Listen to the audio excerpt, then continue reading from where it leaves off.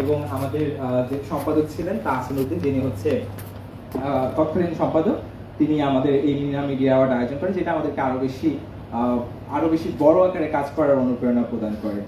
তো পরবর্তীতে আমরা আসলে এই যে কার্যক্রমগুলো করলাম, আমরা যে আমাদের যে ভাই বোনেরা যারা হচ্ছে পত্রিকায় লিখতো, তারা হচ্ছে আসলে যখন একটা স্লাম এরিয়াতে যেত, সেখানে দেখতো তারা বিভিন্ন ধরনের সমস্যা আছে।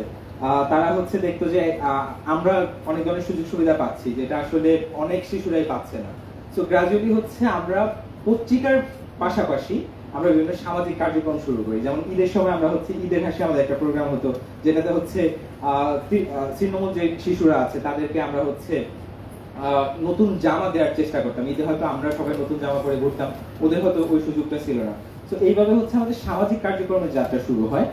পরবর্তীতে দেখি আমরা আসলে এই যে ফান্ডিংটা আমরা তখন কিভাবে এনশিওর করতাম। এখানে আমরা একটা বক্স দেখতে পাচ্ছি, একটা স্বচ্ছ কাচের বক্স। আমরা এরকম স্বচ্ছ কাচের বক্স বানাতাম এবং হচ্ছে এটাকে আমাদের জেলা প্রশাসক যিনি ছিলেন তৎকালীন গাজী সাইফুজ্জামান স্যার এখন যুব উন্নয়নের মহাপরিচালক আছেন ঢাকায়। স্যার তখন বরিশালে জেলা প্রশাসক ছিলেন এবং আমরা স্যারের কাছে নিয়ে গিয়ে এই বক্সটাকে আমরা হচ্ছে সিল করে নিয়ে আসতাম এবং হচ্ছে আমরা রাস্তায় হেঁটে হেঁটে শিশুরা হচ্ছে এই টাকা সংগ্রহ করতাম এবং সেই টাকা দিয়ে আমরা দেখতে পাচ্ছি যে এখানে 53,000 টাকা হচ্ছে আমরা একবার কালেক্ট করেছিলাম এইভাবে, জাস্ট 5 টাকা 10 টাকা কন্ট্রিবিউশনের মাধ্যমে। এবং আমরা আসলে ওই ছোট সময় থেকে চেষ্টা করতাম এই স্বচ্ছতার যে বিষয়টা, সেটা আসলে কিভাবে ধরে রাখা যায় এবং এটা কিভাবে এনশিওর করা যায়, সেটা নিয়ে আমরা সেই ছোট সময় থেকে চেষ্টা করতাম কাজ করার। এরপরে আসলে 2015 সাল, যখন আমরা আসলে দেখলাম যে শুধু লাল সবুজ প্রকাশের যে টিমটা, আমাদের দ্বারা আসলে এটা খুব ডিফিকাল্ট হয়ে যাচ্ছে যে এই এত এত সামাজিক কার্যক্রম পাশাপাশি পত্রিকার কাজ, দুইটাকে হচ্ছে একটা টিম দ্বারা কাজ করা আসলে একটু ডিফিকাল্ট হয়ে যাচ্ছিল। তখন আমরা আসলে 2015-তে এসে লাল সবুজ প্রকাশের পাশাপাশি লাল সবুজ সোসাইটির প্রতিষ্ঠাতা করি। সো এরপর থেকেই মূলত আমাদের যে সামাজিক কার্যক্রমগুলো সেটা হচ্ছে লাল সবুজ সোসাইটির আন্ডারে করি এবং হচ্ছে আমাদের পত্রিকার যে কাজটা সেটা হচ্ছে আমরা লাল সবুজ প্রকাশের মাধ্যমে করি। তো 2015-র পর থেকে আমরা আসলে মাঝে একটা সময় আমরা পত্রিকাটাকে আমরা প্রিন্ট করতে পারি না, কারণ আমাদের আসলে স্পন্সরের যে বিষয়টা সেটা আস্তে আস্তে কমে আসে এবং আসলে আমরা জানি যে এখানে আমরা মেইন স্ট্রিমে যে সকল পত্রিকাগুলো আছে তাদের জন্য আসলে এটা ডিফিকাল্ট কন্টিনিউ করা, প্রিন্টিংটা কন্টিনিউ করা। তো সেই জায়গাটাতে আমাদের জন্য এটা আরো বেশি চ্যালেঞ্জিং ছিল। তো পরবর্তীতে আমরা যেটা করি, আমরা আমাদের অনলাইন ভার্সনটা কন্টিনিউ করে যাই এবং হচ্ছে আমরা বিভিন্ন ধরনের প্রশিক্ষণ আয়োজন করি। এটা শুধু বরিশালে না, গ্রাজুয়ালি এটাকে হচ্ছে আমরা বরিশালের বাহিরেও বিভিন্ন জায়গায় হচ্ছে অনলাইনে অফলাইনে আমরা হচ্ছে বিভিন্ন ধরনের প্রশিক্ষণ আয়োজন করি। তো এরপরে হচ্ছে একটা সময় কোভিড পরবর্তী কালীন একটা সময় আমরা হচ্ছে আসলে আমাদের পত্রিকার যে কার্যক্রম সেটা আমাদের একটু চ্যালেঞ্জিং ছিল। পরবর্তীতে আমরা আসলে 2024-এ আবার আমরা শুরু করি। 2024-এ এখানে মানুষের জন্য ফাউন্ডেশন থেকে অনেকেই আছেন। মানুষের জন্য ফাউন্ডেশনের একটা প্রকল্প ছিল ওয়াইডি, যেটা আন্ডারে হচ্ছে আমরা বরিশালে আবার শুরু করি আমাদের সেই যাত্রা। আমরা বরিশালে 4 দিনের একটা প্রশিক্ষণ কর্মসূচি আয়োজন করি, যেটাতে হচ্ছে বরিশালের বিভিন্ন ইউথরা আবার আমাদের সাথে যুক্ত, আমরা তাদেরকে প্রশিক্ষণ প্রদান করি। পরবর্তীতে এটাকে আমরা বরিশালের বাহিরে রংপুরেও হচ্ছে আমরা পরের একটা তৈরি যাই, রংপুরেও হচ্ছে আমরা একটা বুট ক্যাম্প আয়োজন করি, যেখানে হচ্ছে সারা দেশ থেকে হচ্ছে ইউথরা আবার এই যে আয়োজনটা, এরকম একটা আয়োজন রংপুরে ছিল, এরা আবার রংপুরে সব একত্রিত হয় 4 দিনে। আমরা সেখানে তাদেরকে আরেকটা প্রশিক্ষণ প্রদান করি কিভাবে আসলে মুঠোফোন ইউজ করে কন্টেন্ট ক্রিয়েট করতে হয়, কিভাবে হচ্ছে কন্টেন্ট লিখতে হয়, এইসব বিষয়ে আমরা প্রশিক্ষণ আয়োজন করি। পরবর্তীতে একদম আজকে 2025 সাল, আমরা যদি পরের স্লাইডটাতে যাই, নেক্সট আজকে আমাদের সাথে যে পিছনে যে সবুজ লাল সবুজ টি শার্ট পরা যে তরুণ তরুণীদেরকে দেখতে পাচ্ছেন, এরা আসলে সারা দেশ থেকে 424টা রেসপন্স আমাদের এসেছিল। 424 জনের ভিতর থেকে এখানে আমরা 30 জনকে ঢাকায় নিয়ে এসে আমি অনুরোধ করবো আজকে যারা হচ্ছেন এই 30 জনকে একটু দাঁড়াতে অনুরোধ করবো।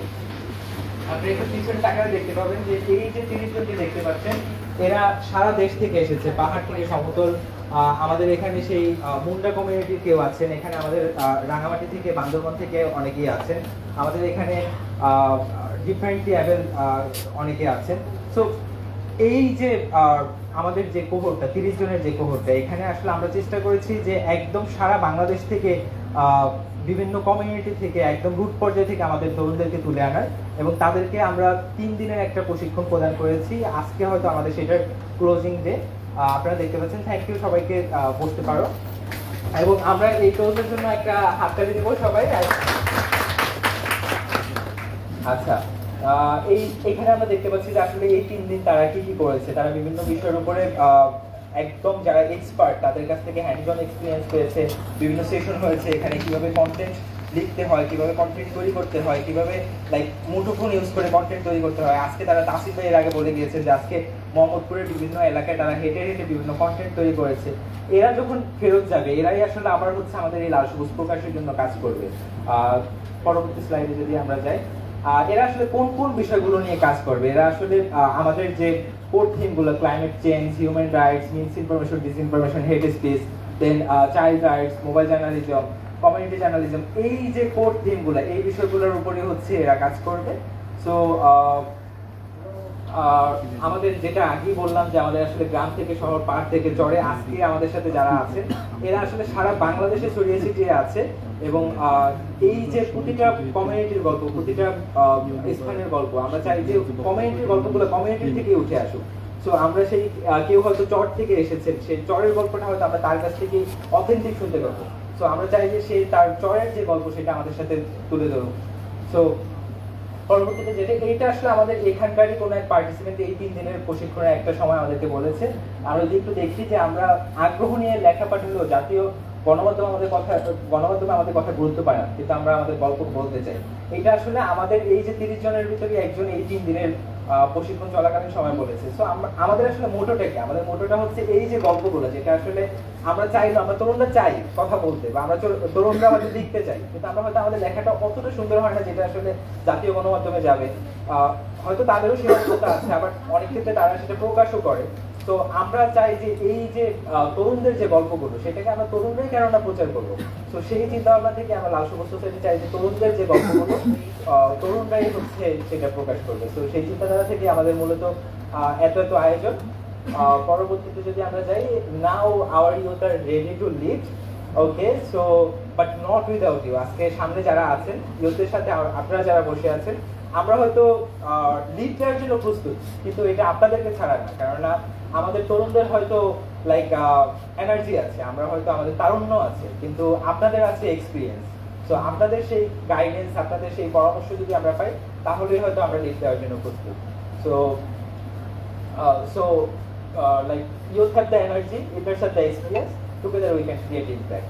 So yeah, thank you everyone. So like আমি এখানেই শেষ করছি, যদি আমি শেষ করছি না, এটা হচ্ছে কন্টিনিউ থাকবে। আপনারা যারা আছেন, আপনাদের দিক থেকে আপনাদের ফিডব্যাকটা আমরা এক্সপেক্ট করি, আমরা আপনাদের কাছ থেকে শুনবো।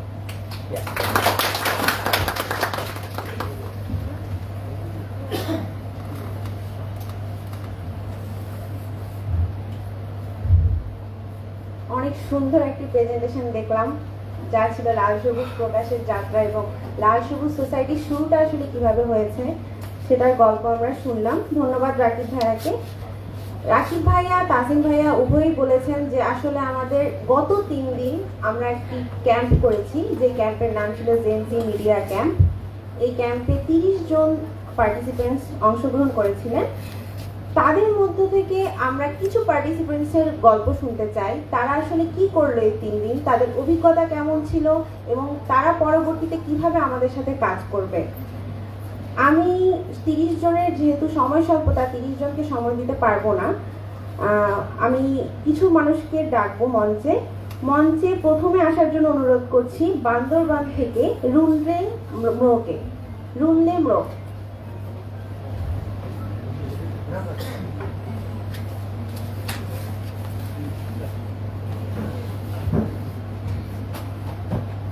সবাইকে শুভ সন্ধ্যা, নমস্কার।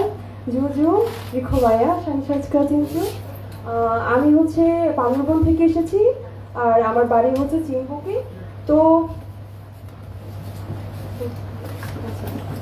তো অনেক ধন্যবাদ লাল সবুজ সোসাইটিকে আমাকে এখানে কথা বলার সুযোগ করে দেওয়ার জন্য। তো প্রথমত হচ্ছে যে আমার লাল সবুজ সোসাইটি সম্পর্কে আমার কোনো জানা ছিল না পূর্বে।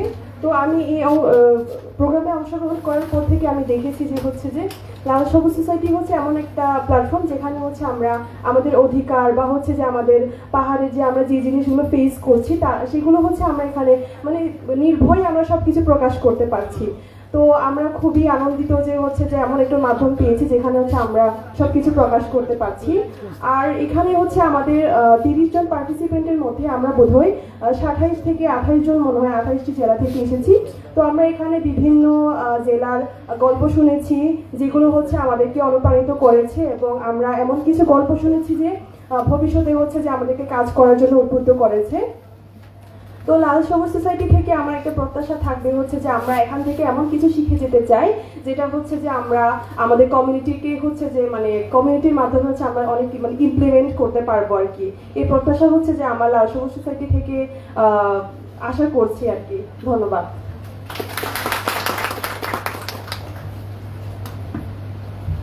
ধন্যবাদ আপুকে। এ পর্যায়ে আমি মঞ্চে আমন্ত্রণ জানাচ্ছি রাফাত করিম, ঢাকা থেকে।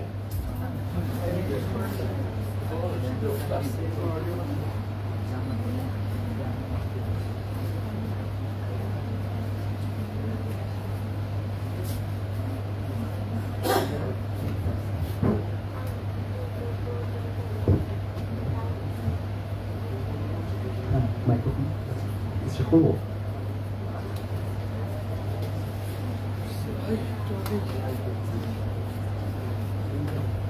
আসসালামু আলাইকুম। প্রথমে আমি থ্যাঙ্কস জানাতে চাই আমাকে এখানে কিছু বলার সুযোগ করে দেওয়ার জন্য।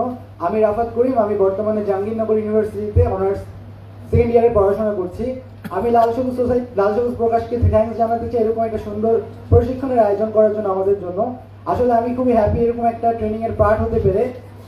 আমাকে যখন সিলেক্ট করা হয় তখন আমি জানতাম না যে এই প্রশিক্ষণটি এত ভালো হবে, এত ভালোভাবে আমি অনেক কিছু অ্যাচিভ করতে পারবো এই প্রশিক্ষণটিকে। এই প্রশিক্ষণটা যদি আমি না করতাম আমার হয়তো অনেক কিছু অজানা থেকে যেত এই প্রশিক্ষণটাতে। কারণ হচ্ছে এই প্রশিক্ষণটাতে এমন কিছু মানুষের এক্সপিরিয়েন্স আমরা শুনেছি যেটা আমাদেরকে ইন্সপায়ার করে। বিশেষ করে এই প্রশিক্ষণটি নিয়েছেন বিভিন্ন ট্রেনাররা, যাদের মধ্যে অনেকে আছেন কন্টেন্ট ক্রিয়েটার, অনেকে আছেন সাংবাদিক, আরো অনেক প্রফেশনাল মানুষ ছিল। তাদের গল্পগুলো আমাদেরকে ইন্সপায়ার করেছে। এছাড়া দেশের বিভিন্ন প্রান্ত থেকে আসা 30 জন তরুণ তরুণী মিলে আমরা একসাথে এই প্রশিক্ষণটি নিয়েছি। তাদের জেলার বিভিন্ন গল্প সম্পর্কে আমরা জানতে পেরেছি। এছাড়া এই প্রশিক্ষণে ছিল একটি গল্প যেটা আমাকে ইন্সপায়ার করে বা আমাদের সবাইকে ইন্সপায়ার করে, যেটা হচ্ছে সুন্দরবনের দস্যুদেরকে সমাজের মূল স্রোতে ফিরিয়ে আনার একটি গল্প ছিল। এছাড়া এই প্রশিক্ষণটিতে আমরা হচ্ছে কমিউনিকেশন থেকে শুরু করে ভিডিও এডিটিং, এছাড়া কিভাবে করে একটি কন্টেন্ট ক্রিয়েট করতে হয়, ভিডিও শুট করতে হয়, এইরকম আরো অনেক কিছু শিখেছি এবং সেগুলো আমরা হচ্ছে কাজে লাগিয়েছি। আজকে আমরা ভিডিও করেছি, বিভিন্ন কন্টেন্ট তৈরি করেছি, যেটা আমাদেরকে হেল্প করেছে অনেকভাবে। এটা একটা রেসিডেন্সিয়াল ট্রেনিং ছিল, তো সবাই খুবই ফ্রেন্ডলি এনভায়রনমেন্টে আমরা হচ্ছে এই প্রশিক্ষণটি নিয়েছি। এটা আমাদের জন্য আমাদের সবার জন্য একটা এক্সপিরিয়েন্স। আমি লাল সবুজ প্রকাশ থেকে এক্সপেক্ট করি যে তারা এরকম প্রশিক্ষণ আমাদের জন্য আরো অর্গানাইজ করবেন এবং এই প্রশিক্ষণটি অ্যাচিভ করে 3 দিনের প্রশিক্ষণটি অ্যাচিভ করে আমরা আরো অনেক দূর এগিয়ে যাবো এবং প্রশিক্ষণটি আরো ভালোভাবে অর্গানাইজ করে আমরা হচ্ছে কাজ করতে পারবো। Thank you.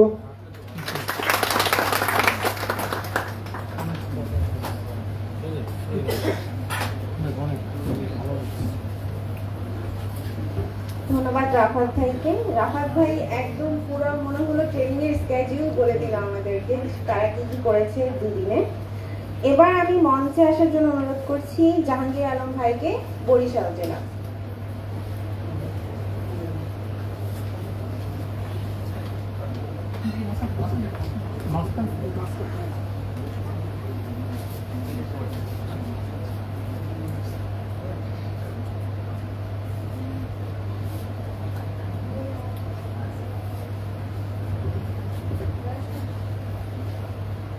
ধন্যবাদ আপুকে, এবং প্রথমে ধন্যবাদ জানাতে চাই লাল সবুজ প্রকাশকে আমাদের এত সুন্দর একটা প্ল্যাটফর্মে সুযোগ করে দেওয়ার জন্য। তো হচ্ছে আমি আসছি ধাননদিয়ার খাল খ্যাত দক্ষিণাঞ্চলের বরিশাল থেকে। আসলে আমি বরিশালকে রিপ্রেজেন্ট করছি। তো যে বিষয়গুলো হচ্ছে, আমরা তো তথ্য প্রযুক্তির যুগ বা সোশ্যাল মিডিয়ার যুগ, আমরা অনেকগুলো বিষয় জানতাম না। ফ্যাক্ট চেকিং বা আমরা যে কোনো মুহূর্তে যে কোনো কিছু পোস্ট করে ফেলতাম, যে কোনো কিছু শেয়ার করে ফেলতাম। তো এখানে আসার পর আমরা অনেক বিষয় শিখলাম যে ফ্যাক্ট চেকিং নামে একটা বিষয় আছে, আমাদেরকে ভেবে চিন্তে শেয়ার করতে হবে। তারপর হচ্ছে যে দ্বিতীয় যে বিষয়গুলো হচ্ছে যে কন্টেন্ট মেকিং এর যে আমরা কিভাবে করব, ক্যামেরার বিভিন্ন যে অ্যাঙ্গেল, বিভিন্ন ফোকাস, এই বিষয়গুলো শিখেছি। আমরা এডিটিং এর প্রাথমিক বিষয়গুলো শিখেছি। আমাদের দেশের বরেণ্য যে সাংবাদিক যারা অগ্রপথিক আছে তারা আমাদের সেশনগুলো নিয়েছেন, সেখানে আমরা নিজেদেরকে সমৃদ্ধ করেছি। তারা তাদের দীর্ঘ কেরিয়ারের যে গল্পগুলো আমাদের শিখিয়েছেন, আমাদের জানিয়েছেন। তো হচ্ছে আমরা জানি ধান নদী আর খাল, সেখানে মানুষ, নদী, খাল এসব ছড়িয়ে ছিটিয়ে আছে। সেখানে ছড়িয়ে ছিটিয়ে মানুষের গল্প। অনেক মানুষ আছে সেখানে নদীতেই জন্ম, তাদের নদীতে বিয়ে, নদীতেই লাইফ শেষ হয়ে যায়। এই মানুষগুলো এখনো মানবাধিকারের অনেক দিক থেকে তারা পিছিয়ে। লাল সবুজ আমার শিখিয়েছে মানুষের সাথে মিশে গিয়ে কিভাবে ওই মানুষের গল্পগুলো আমি তুলে আনতে চাই। বরিশাল জানেন একটা, আমি বলবো এখনো সেখানে মানবাধিকার, মানুষের অধিকার থেকে ওই অঞ্চল এখনো ব্যাপকভাবে পিছিয়ে। এখনো দেখি সেখানে বস্তিগুলো, সেখানে এখনো ভাসমান বেদেপল্লী রয়েছে। এইসব মানুষের গল্পগুলো আমি সুন্দর এই প্ল্যাটফর্মের মাধ্যমে তুলে ধরতে চাই। ধন্যবাদ সবাইকে, ধন্যবাদ লাল সবুজ প্রকাশকে।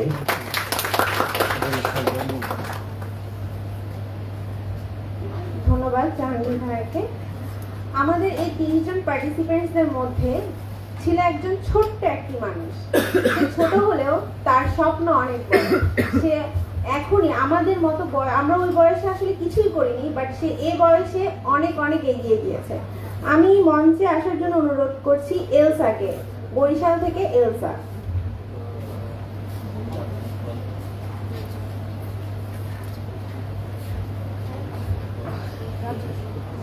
Thank you. Greetings and Assalamu alaikum. I'm Mahira Elsa. And today, well, first of all, I want to give a small thanks and a greeting. Thank you to Lal Shabuz Society and Lal Shabuz Prakash for letting me be here.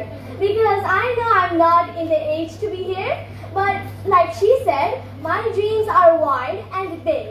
So why am I here, you ask? Well, my reason to be here is pretty simple.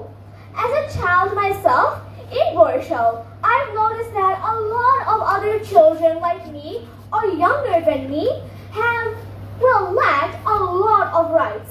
I'm guessing ever since birth. So, of course, I feel bad for them. So, as a child myself, I really want to help them.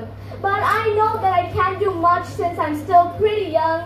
But my goal in life is to, when I grow up, I want to host something like this. I want to help others. I want to do a lot of things in my mind which I usually couldn't speak. As a child myself, I've been here to learn child rights and how I can make them, how I can create them in my own area, how I can spread them, how I can tell everyone that this is important. Like human rights, we all know what human rights are. Everyone needs rights. It's from life to death. So, as a child, of course, children also need rights. We're human after all of us are. So I want to really create a lot of rights in my area. And as a child, I'm going to get a bit out of context here, but when I always do a lot of things, multitasking perhaps. So I'm also like a lot of writing. As a writer, I usually do a lot of paragraphs on very different subjects, fictional or non-fictional. And I'm kind of like a freehander, so just give me any subject and I can really speak it out. And when I first heard about child rights or human rights, I really got interested in the topic. And after I found out that Lal Shabuz Prakash held a camp, I really wanted to join. It was like my highest expectations. Even if I knew deep down I might not be here, I might get rejected, but hey, I'm here now. So I really want to spread a lot of child rights. Thank you.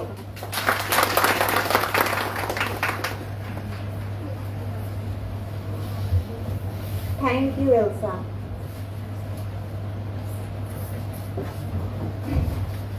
এবার পালা আপনাদের। আমরা আমাদের শুভযাত্রা শুরু করতে চাই আপনাদের হাত ধরে। আমাদের অনেক ত্রুটি রয়েছে, আমরা আরো সংশোধিত হতে চাই। এবার আমরা চাই আপনাদের কিছু ফিডব্যাক নিতে, আপনাদের রিফ্লেকশন নিতে। আমরা কিভাবে আগাতে পারি, আমাদের এই লাল সবুজ প্রকাশের যাত্রা আরো কিভাবে মসৃণ হবে। এ পর্যায়ে আমি সকলকে অনুরোধ করব তার আপনাদের একটু রিফ্লেকশন দিবেন বা আপনাদের ফিডব্যাক দিবেন। আমরা কিভাবে সামনে আরো আগাতে পারি, কিভাবে আরো সুন্দরভাবে লাল সবুজ প্রকাশের যাত্রা শুরু করতে পারি। আমাদের এখানে মাইক আছে, দুইজন ভলান্টিয়ার মাইক নিয়ে দাঁড়িয়ে আছেন। কে একটু যদি আমাদের ভলান্টিয়ারিং করে বলতে চান।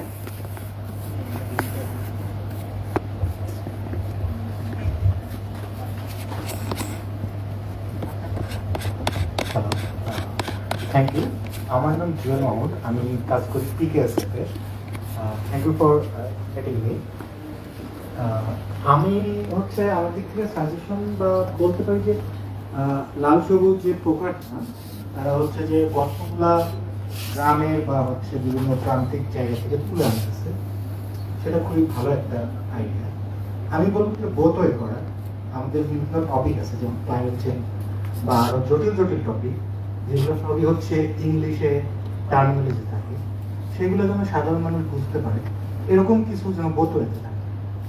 আরেকটা জিনিস, আমার ছোট্ট এক্সপিরিয়েন্স ছিল ইউনিভার্সিটি লাইফে এরকম পত্রিকা হাতে চালানো। এটা একটা সময় পরে মানে কন্টিনিউ করে অনেক ডিফিকাল্ট হয়। এই জন্য হচ্ছে যে পার্টনারশিপ বা ক্রাউড ফান্ডিং যে জায়গাগুলো, মানে স্পন্সরশিপ থাকাটা খুবই মানে জরুরি। তো এই জন্য হচ্ছে যত বেশি পার্টনারশিপ, স্পন্সরশিপ বা ক্রাউড ফান্ডিং করা যায়, সেই ক্ষেত্রে হচ্ছে যে কন্টিনিউ হবে। Thank you. ধন্যবাদ ভাইয়াকে। এরপরে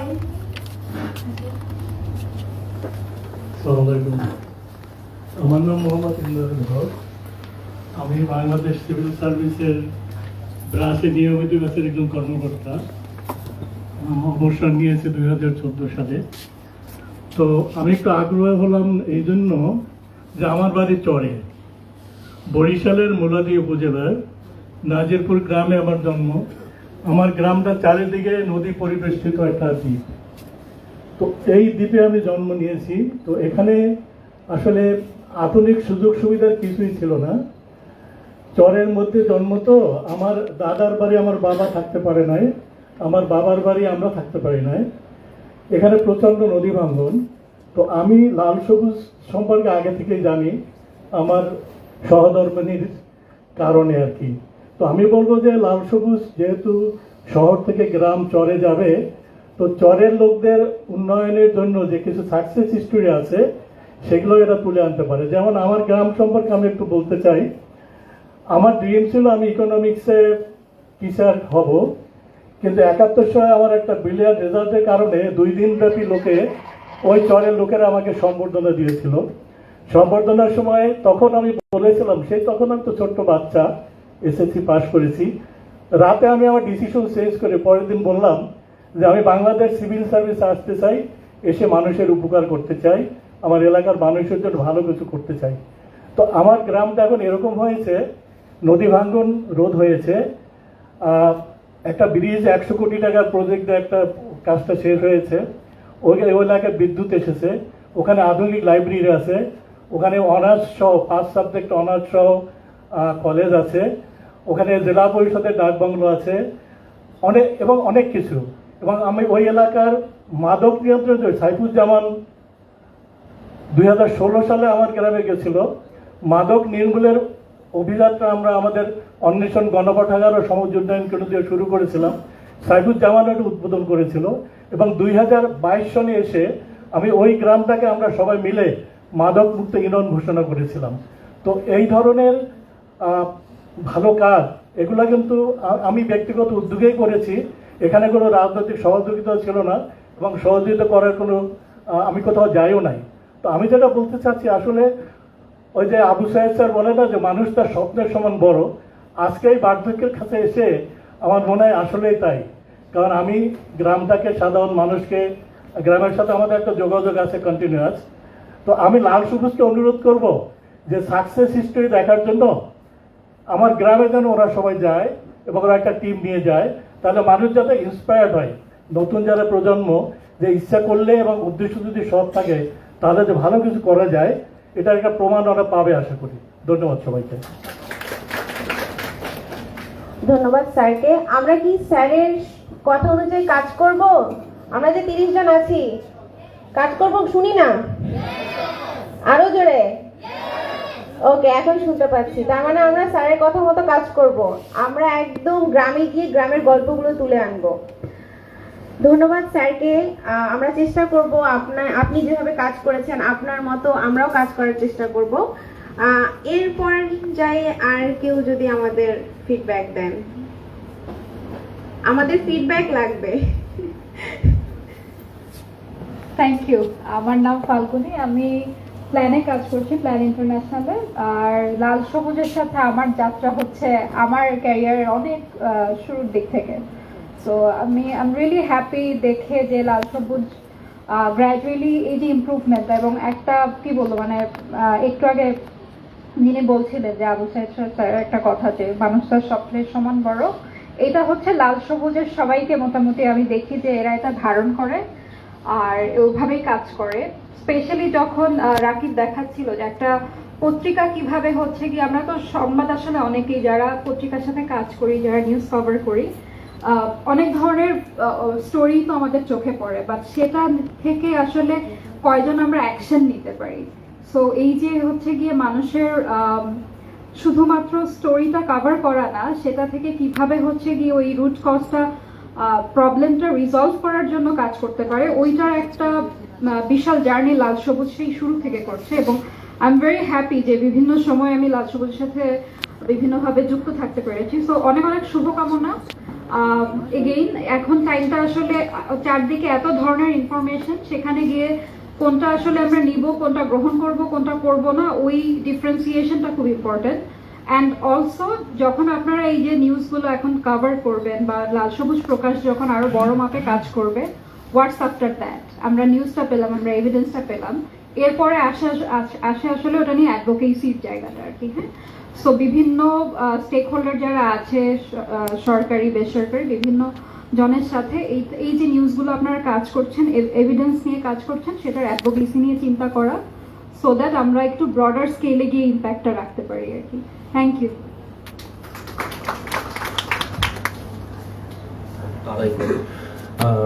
লাল সবুজকে আমি একটু দাঁড়াচ্ছি কারণ একদম সামনে বসছি তো, পিছনেই সব সাংবাদিকরা, সেই জন্য যে কথাটা একটু বলতে চাই, দু রকমের প্রত্যাশা আমি এখানে এসেছি, এবং লাল সবুজ একটা প্রতিষ্ঠান হিসেবে 30টা জেলার আপনাদের মতো সাংবাদিকদেরকে প্রশিক্ষণ দিয়েছে, সেটি লাল সবুজের জন্য বিরাট একটা অ্যাচিভমেন্ট। সেই জায়গা থেকে লাল সবুজ কিন্তু আপনাদের কাছে এক ধরনের প্রত্যাশা রেখেছে, এক ধরনের প্রত্যাশা আছে। আবার উল্টোভাবে যদি আমি বলি যে আপনারা যদি প্রপারলি লাল সবুজ যেভাবে চাইছে সেভাবে যদি লাল সবুজকে ডেলিভার না করেন, তাহলে ওই যে প্রত্যাশা, সেই প্রত্যাশার জায়গাতে কিন্তু একটা ছোট একটা বা বিরাট বড় একটা ভ্যাকিউম বা গ্যাপ তৈরি হবে। এটা কেন বলছি? এটা বলছি বিশেষত লাল সবুজ, বিনীতা বলেছে যে সাজেশন দরকার। সো লাল সবুজ সোসাইটিতে এই লাল সবুজ প্রকাশ যারা সম্পৃক্ত আছেন তাদের কাছে যে প্রত্যাশাটা থাকবে সেটা হচ্ছে যে আপনারা কিন্তু বাংলাদেশের আপাতত 30টা জেলা, হয়তো বা পরবর্তীতে 64টি জেলায় আপনারা কভার করবেন। তার মানে আপনারা 64টা জেলার স্বপ্নবাজ তরুণ সাংবাদিকদের দায়িত্ব নিয়েছেন, এবং আপনাদের সাথে যুক্ত হয়ে তারা তাদের সেই সাংবাদিকতা বা সাংবাদিক যে ক্যারিয়ারটা, সেই ক্যারিয়ারটাকে কিন্তু সামনে নিয়ে কাজ করার চেষ্টা করছেন। কোনো কারণে যদি লাল সবুজ, যেহেতু আপনারা বলেছেন যে 2020 সালে হঠাৎ করে আপনারা একটু থেমে গেছেন, আপনাদের একটা প্রকাশনা ছিল সেটি বন্ধ হয়ে গিয়েছে, এরকম আবারও যদি আপনারা যদি হোঁচট খান, এই হোঁচটটা শুধুমাত্র লাল সবুজকে কিন্তু প্রভাব ফেলবে না।